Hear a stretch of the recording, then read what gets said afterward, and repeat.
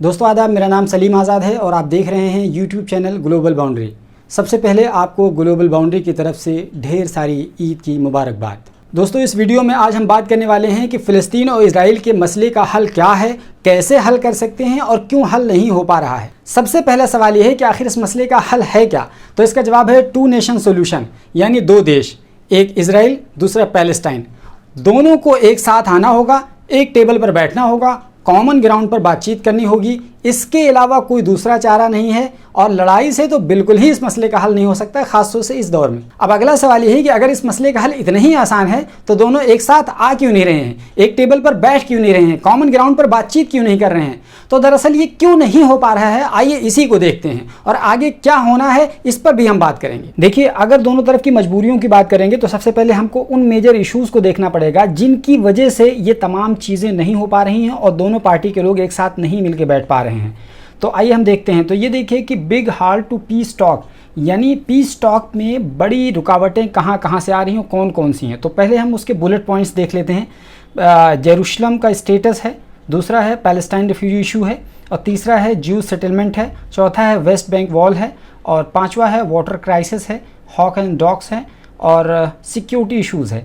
ये तो कुछ मेजर इश्यूज़ हैं, हालांकि इनके अंडर में भी छोटे छोटे कई सारे इश्यूज़ हैं, लेकिन इन मेजर इश्यूज़ को हम एक एक करके आसानी के साथ कवर करेंगे और आपको एक एक चीज़ समझाएंगे कि आखिर दोनों पार्टी के लोग यानी इजराइल और पैलेस्टीन के लोग किस वजह से मिलके नहीं बैठ पा रहे हैं और इस मसले का हल क्यों नहीं कर पा रहे हैं। तो बेसिकली ये जो चीज़ें जितनी मैंने फ़िलहाल जिक्र की हैं, इन्हीं चीज़ों की वजह से दोनों एक साथ नहीं बैठ पा रहे हैं। आइए इसको थोड़ा तफसील से और डिटेल में अच्छे से समझते हैं। सबसे पहले मैंने आपको बताया जेरूशलम स्टेटस के बारे में। इससे पहले मैंने आपको बताया था अपनी पहली वाली वीडियो में कि जेरूशलम पूरी दुनिया के लिए इम्पोर्टेंट है। पूरी दुनिया से मुराद ये है कि पूरी दुनिया के 3 बड़े मज़ाहिब के लिए, क्रिश्चियनिटी, इस्लाम और ज्यूज़ के लिए बहुत ज़्यादा इंपॉर्टेंट है। क्रिश्चियनिटी के लिए इसलिए कि यहाँ होली सपल्कर मौजूद है, और इस्लाम के लिए इसलिए कि यहाँ मस्जिद अक्सा मौजूद है और हलमर शरीफ मौजूद है, और ज्यूज़ के लिए यानी यहूदियों के लिए इसलिए कि यहाँ वेस्टर्न वॉल मौजूद है।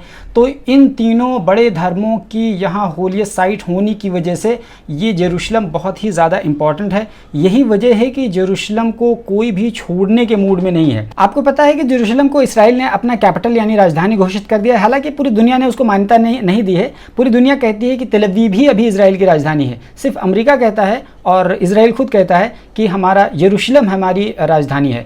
तो कुल मिलाकर के ये कहें कि ये जेरूशलम स्टेटस को लेकर के मामला फंसा हुआ है, क्योंकि इसराइल चाह रहा है कि हम जेरूशलम पे कब्जा कर लें। वैसे भी उसका कब्जा ही है फिलहाल, लेकिन मान्यता नहीं मिली है। आपको यहाँ पर एक बात बता दें, जेरूशलम को हम 2 पार्ट में डिवाइड कर सकते हैं, यानी एक ईस्ट जेरूशलम और दूसरा वेस्ट जेरूशलम। तो ईस्ट जेरूशलम में ज़्यादातर मुसलमान रहते हैं और वेस्ट जेरूशलम में ज़्यादातर यहूदी रहते हैं। और ईस्ट यानी मशरिकी जेरूशलम, जिसको पूर्वी जेरूशलम कहते हैं, उसी में ये सब होलियत साइट आते हैं।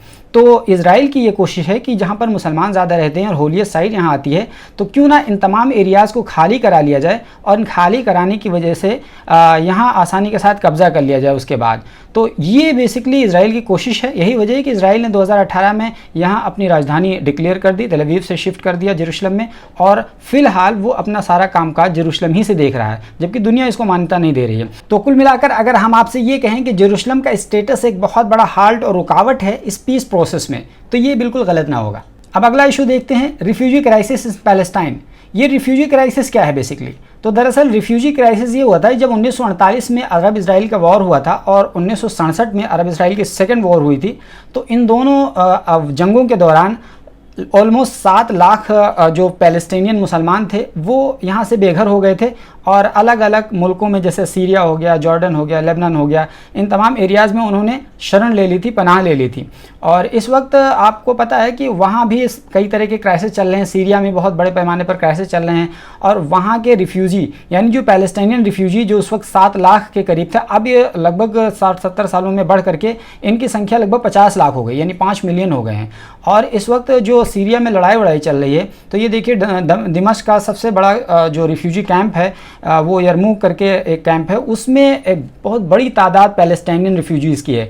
तो अब सबसे बड़ा इशू ये है कि जब इजराइल और पैलेस्टाइनियन के दरमियान बातचीत की किसी तरह से शुरुआत होने की कोशिश होती है, तो सबसे बड़ा इशू रिफ्यूजियों का आ जाता है, यानी मुहाजिरीन का आता है। और उनके बारे में पैलेस्टाइन का ये कहना है कि जब भी कोई पीस टॉक होगी तो रिफ्यूजीज़ को यहाँ ला के बसाया जाएगा, और इजराइल इस चीज़ को कभी भी मानने के लिए तैयार नहीं, क्योंकि इजराइल का ये मानना है कि उसकी आबादी ही लगभग 68 से 70 लाख है और अगर 50 लाख मुसलमान यहाँ आ जाएंगे तो लगभग 18 लाख मुसलमान पाए जाते हैं। और अगर वो लोग आ गए तो कुल मिलाकर के ये तो बराबर हो जाएंगे, 50-50 का आंकड़ा हो जाएगा, यानी 68 लाख से 70 लाख यहूदी हो जाएंगे और 68 से 70 लाख मुसलमान हो जाएंगे। तो एक तरीके से आधा की पोजीशन में आ जाएंगे और हमारे लिए ये खतरे की घंटी है।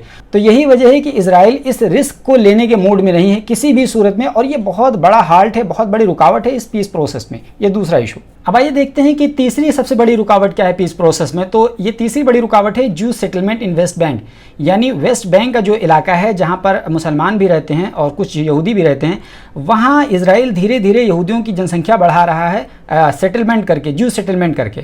तो वो इजराइल जाहिर इस बात है इसकी नीति पर बहुत तेज़ी के साथ एग्रेसिव अंदाज में अमल कर रहा है, और उसकी ये कोशिश है कि धीरे धीरे वेस्ट बैंक को एक तरीके से ऑक्युपाई कर लिया जाए कम्प्लीटली, यानी एक तरीके से थोड़े थोड़े इलाके पर कब्जा कर लिया जाए।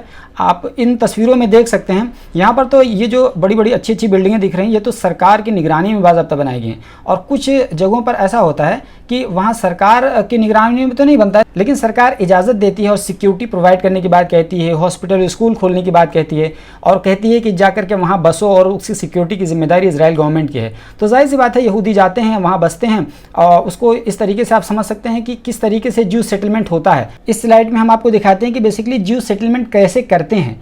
तो आप ये देख रहे होंगे कि ये देखिए, अगर हम आपको समझा सकें तो ये देखिए जहाँ मैं कर्सर घुमा रहा हूँ ये 4-5 घर आपको दिख रहा है, ये पूरी फेंसिंग है, यानी चारदीवारी बना दी गई है।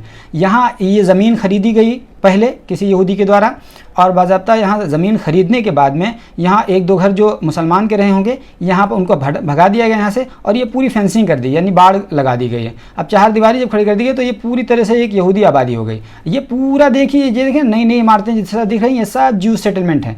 इसको आप ये देखिए, ये नए अंदाज में ज्यू सेटलमेंट है। ये तो बाज़ाब्ता बहुत प्लानिंग के ज़रिए से है, और यहाँ ये रैंडम तरीके से है। मान लीजिए अभी फ़िलहाल यहाँ पर कोई आबादी नहीं है, पूरा सब खाली दिख रहा है आपको।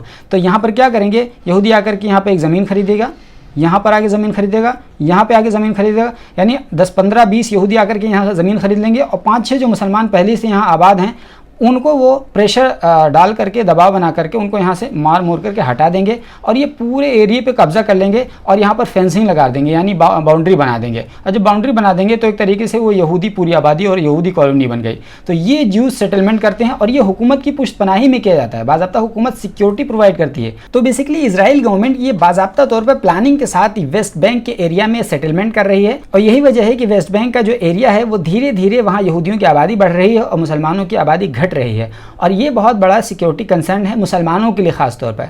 तो जाहिर सी बात है जब भी पीस टॉक की बात आएगी और कहा जाएगा ज्यू सेटलमेंट को वेस्ट बैंक को रोक दिया जाए, तो इजराइल कभी भी रोकेगा नहीं, और ये जब इजराइल नहीं रोकेगा तो ये बहुत बड़ी रुकावट बन जाती है पीस टॉक में। तो ये तीसरी सबसे बड़ी रुकावट है पीस टॉक में इजराइल और पैलेस्टाइनियन के दरमियान। नेक्स्ट देखते हैं वेस्ट बैंक वॉल है। ये क्या है दरअसल ये वेस्ट बैंक वॉल आपको दिख रहा होगा, ये जो दीवार दिख रही है चारदीवारी, ये इजराइल गवर्नमेंट ने बनाया है, और इजराइल गवर्नमेंट ने वेस्ट बैंक के पूरे इलाके को इस तरीके से कवर करने की कोशिश की है।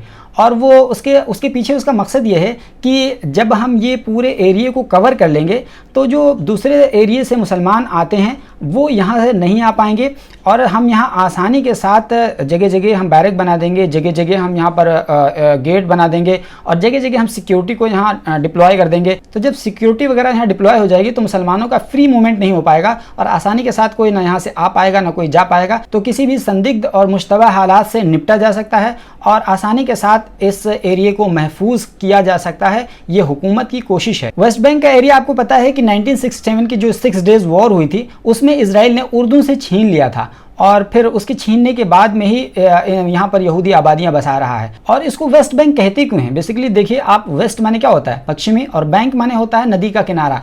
तो वेस्ट बैंक मतलब होता है पश्चिमी नदी का किनारा। ये दरअसल दरियाए उर्दुन पे, यानी उर्दुन की जो नदी है उसके पश्चिमी तट पर ये वाक़ है ये इलाका, इसी वजह से इसको वेस्ट बैंक बोलते हैं। तो दरअसल इसी एरिए को मुसलमान अपने कब्जे में रखना चाहते हैं, और इसी एरिए को यहूदी अपने कब्जे में रखना चाहते हैं, और दोनों की ये कोशिश है कि ये एरिया हमारे कंट्रोल में रहे, क्योंकि जैसा कि आपको पता होगा किसी वेस्ट बैंक के एरिया को बेस बना करके महमूद अब्बास सदर बने हुए हैं और अल फतह वहाँ की जो पार्टी है इसी एरिया को रिप्रेजेंट करती है और रामल्लाह इनका सदर मकाम है।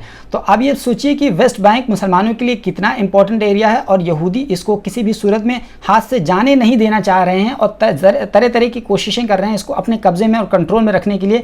तो जाहिर सी बात है, अगर ये सोचिए कि इतना बड़ा कॉम्प्लेक्स सिचुएशन है तो वेस्ट बैंक को लेकर के पीस प्रोसेस में हाल्ट और रुकावट तो आनी ही थी और ये बहुत बड़ी रुकावट है। अब आइए देखते हैं कि पीस टॉक प्रोसेस में ये अगली बड़ी रुकावट कौन सी है। तो दरअसल ये वाटर क्राइसिस इन इजराइल है। यानी आपको पता होगा कि इजराइल एक मतलब ऐसा इलाका है जहाँ पर वो डेजर्ट है, रेगिस्तानी इलाका है और वहाँ पर पानी की बहुत किल्लत है, कमी है। तो वो वहाँ पर पानी को किस तरीके से कंट्रोल करता है, वो पैलेस्टाइनियन के जो हुकूक का पानी है वो इजराइल अपने हक में ले लेता है, अपने कंट्रोल में ले लेता है और ये बहुत बड़ा क्राइसिस है और बहुत बड़ी प्रॉब्लम है। जाहिर सी बात है, जब भी पीस टॉक होगा तो वाटर क्राइसिस का मुद्दा सामने आता है और इजराइल का के ये सर्वाइवल का सवाल है और इजराइल इस चीज़ को छोड़ने की पोजीशन में नहीं है। तो जाहिर सी बात है, इतनी बड़े बड़े रुकावटें, इतने बड़े बड़े हार्ट्स हैं, ये कैसे इतनी आसानी के साथ सही हो पाएंगे। तो कुल मिलाकर हम ये कह सकते हैं कि जो वाटर क्राइसिस है ये भी इजराइल और पैलेस्टाइनियन के दरमियान पीस टॉक में रुकावट पैदा करता है। इसके आगे देखिए एक बहुत बड़ी और अहम रुकावट है, इजराइल और हमास के बीच में जो लड़ाई होती रहती है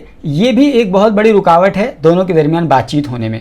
आपको मैंने अपने पिछले वीडियो में बताया था कि फ़लस्तीन में मुसलमानों के बीच दो धड़े पैदा हो गए हैं, एक हमास है और दूसरा अल फतह है। अल फतह जिसकी नुमाइंदगी करते हैं महमूद अब्बास और हमास जिसकी नुमाइंदगी करते हैं इस्माइल हानिया।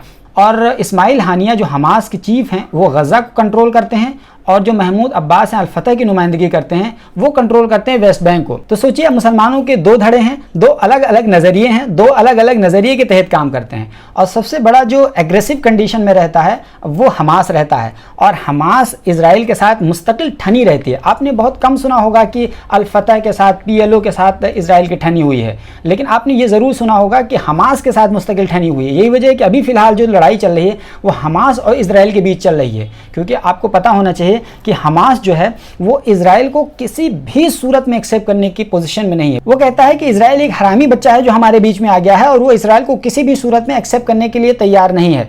यही वजह है कि वो मुस्तकिल लड़ाई कर रहा है इजराइल के साथ। यहाँ हम आपको बता दें कि हमास के दो विंग हैं, एक पॉलिटिकल और दूसरा मिलिटेंट।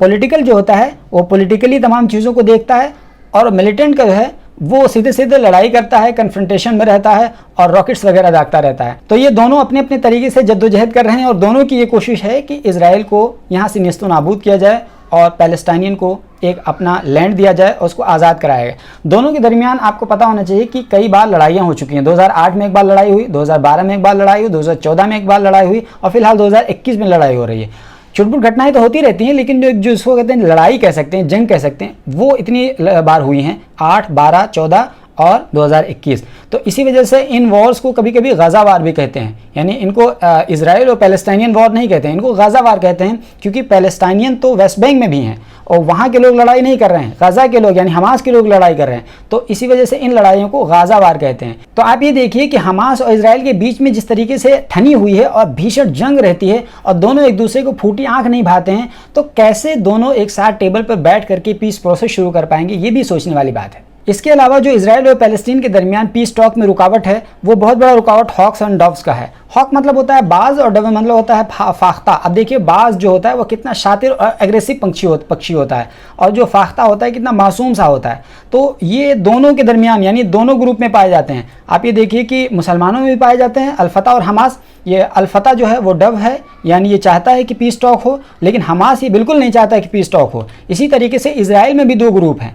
आप ये देखिए नेतन्याहू की जो पार्टी है और नेतन्याहू जो लिकुद जिनकी पार्टी है, ये बिल्कुल नहीं चाहती है कि पीस टॉक हो। वो तो बिल्कुल मारने और काटने की स्थिति में रहते हैं, वो हमेशा इसी मोड में रहते हैं, हमेशा एग्रेसिव कंडीशन में रहते हैं। वहीं दूसरी तरफ बेनी गेंट्स जो हैं, इनकी जो पार्टी है ब्लू एंड वाइट, ये चाहती है कि किस तरह से पैलेस्टीनियन के साथ टॉक हो, पीस टॉक हो। तो जाहिर सी बात है जब किसी भी देश में दो अलग अलग विचारधारा के लोग होंगे तो किस तरीके से पीस टॉक की शुरुआत की जा सकती है और कैसे टेबल पर आया जा सकता है, ये भी मुमकिन नहीं लगता। तो ये बहुत बड़ी रुकावट है पीस टॉक में दोनों देशों के दरमियान। और इसके अलावा जैसे कि मैंने आपको इससे पहले बताया कि अब जब इजराइल को बात करनी होगी पीस टॉक के लिए तो हमास और अल फतह दोनों को बात करनी होगी, दोनों के साथ बात करनी होगी। तो अल फतह तो बात करने के मूड में है लेकिन हमास बात करने के मूड में नहीं है। तो यही वजह है कि जब दोनों का एक कॉमन प्लेटफॉर्म पर लेकर के आएंगे तब जाकर के इजराइल के साथ बातचीत की शुरुआत हो सकती है। अब पहले तो इन दोनों को एक कॉमन प्लेटफॉर्म पर लाना ही मुश्किल है, उसके बाद में पीस टॉक के लिए इन दोनों का एक साथ आना मुश्किल है, इस टाइप के लोगों का। तो जाहिर सी बात है जब दोनों तरफ से इतनी रुकावटें हैं पीस टेबल पर आने के लिए, तो पीस प्रोसेस को आगे बढ़ाने में कितनी रुकावटें सामने आएंगी ये आप समझ सकते हैं आसानी के साथ। और अगर ये सब लोग साथ में आ जाते हैं, एक टेबल पर आ जाते हैं, और जो पिछले हर्डल्स मैंने बताए हैं, रुकावटें बताई है, अगर उन रुकावटों को भी आपस में कॉम्प्रोमाइज़ करके टैकल कर लिया जाता है तो फिर उसका हल क्या निकलेगा? तो फिर उसका हल ये निकलेगा टू स्टेट सॉल्यूशन, यानी दो स्टेट बनेंगे। एक स्टेट का नाम होगा पैलेस्टाइन और दूसरे स्टेट का नाम होगा इजराइल। यहाँ पर यहूदी रहेंगे, यहाँ पर मुसलमान रहेंगे। ये मसले का हल है। अगर कामयाबी के साथ और आसानी के साथ इन तमाम मसाइल को हल कर लिया जाता है और टू स्टेट सॉल्यूशन दे दिया जाता है तो फिर दुनिया से इस विवाद को ख़त्म किया जा सकता है। वरना मुझे कम अज़ कम नहीं लगता है कि आने वाले 50-100 सालों में इतना ज़्यादा कॉम्प्लिकेटेड इशू को टैकल किया जा सकता है, हल किया जा सकता है। कम अज़ कम मुझे मेरी जितनी समझ है, मुझे तो नहीं लग रहा है कि आने वाले 50 से 100 वर्षों में इन दोनों का मुद्दा हल हो पाएगा। ऐसे ही चलता रहेगा। अब आने वाले दिनों में किस तरह का प्रोसेस अपनाया जाएगा ये तो बाद की बात है, लेकिन मैं अपने तजर्बे की बुनियाद पर कह सकता हूँ कि आसानी के साथ ये मसला हल होने वाला नहीं है। जिस तरह से कश्मीर का कॉम्प्लेक्स है, आसानी के साथ हल होने वाला नहीं है। तो दोस्तों, जैसा कि आपने इस वीडियो में देखा कि दोनों आपस में क्यों नहीं मिल पा रहे हैं और इस ना मिलने के बीच में कितनी तरह की रुकावटें हैं, और आखिर में आपके मन में एक सवाल उठता होगा कि इनमें से कौन सही है और कौन गलत है। तो इसको समझाने के लिए हम आपके सामने मेहमान और मेज़बान वाली वो कहानी फिर दोहराएंगे जो हमने पिछली वीडियो में कही थी। कहानी कुछ यूँ है कि एक मेहमान होता है जो हमारे घर में आता है, बाहर से परेशान हाल मुझसे मदद मांगता है। मैं कहता हूँ ठीक है, आओ, वेलकम, आपका स्वागत है। लेकिन कुछ दिन गुजरने के बाद जब वो ताकतवर हो जाता है, खा पी कर मोटा हो जाता है, तो वो ये कहता है कि आप यहाँ से निकलो, ये आपका घर नहीं है। अब कुछ लोग समझौता कराने के लिए आते हैं और ये कहते हैं कि एक काम करो, दोनों लोग आधा आधा घर बांट लो, आधे घर में तुम रह लो, आधे घर में इस मोटे वाले मेहमान को रख दो। तो हमारा चूंकि घर होता है, हम कहते हैं कि नहीं, हम ये किसी भी सूरत में बर्दाश्त नहीं करेंगे। उसको तो हमने मदद की और उसको तो हमारा शुक्रगुजार होना चाहिए, उल्टा वो हमारे घर पे कब्जा करने की कोशिश कर रहा है। अच्छा, तो हमारे बीच में लड़ाई होती है, लेकिन चूंकि जिसकी लाठी उसकी भैंस, वो ताकतवर था, इसलिए हम पर हावी हो जाता है। हमारे कुछ एरिए पर वो कब्जा कर लेता है, यानी हमारे कुछ घर को वो अपने कब्जे में ले लेता है। कुछ दिन बाद हमारे एक और कमरे पर कब्जा कर लेता है। इस तरीके से हमारे घर के ज़्यादातर हिस्से पे वो कब्जा कर लेता है। अच्छा, जब हम उससे कह रहे हैं कि हमारा घर खाली करो, तो वो कह रहा है कि नहीं, अब हम खाली नहीं करेंगे, हम तुमको पूरी तरीके से घर से बाहर करेंगे। ये कुछ इसी तरह की कहानी है और कोई भी मदद करने के लिए हमारी नहीं आता है। इस कहानी के ज़रिए से आप समझ सकते हैं कि इज़राइल और फ़लस्तीन की कहानी क्या है। इज़राइल लुटा पिटा मेहमान की सूरत में आया था, फ़लस्तीन वालों ने उनका वेलकम किया और वेलकम करने के नतीजे में आज ये है कि आज उनको अपनी ज़मीन के लाले पड़े हुए हैं। इज़राइल जुल्म पे जुल्म कर रहा है, जिसकी लाठी उसकी भैंस की शानदार मिसाल पेश कर रहा है। दोस्तों, उम्मीद करते हैं कि हमारा ये वीडियो आपको पसंद आया होगा। अगर पसंद आया है तो चैनल को सब्सक्राइब कर लीजिए, बगल में घंटी का आइकन बना होगा वो दबा दीजिए, ताकि जैसे ही मैं वीडियो अपलोड करूं फ़ौरन इसकी जानकारी आपको मिल जाए। इसके अलावा इस वीडियो के बारे में आपकी क्या राय है हमें कमेंट बॉक्स में ज़रूर बताएं, ताकि हम आपकी राय को देखें और उससे हम कुछ नतीजा निकालें और अगले वीडियो में हम उसको शामिल भी कर सकें। शुक्रिया।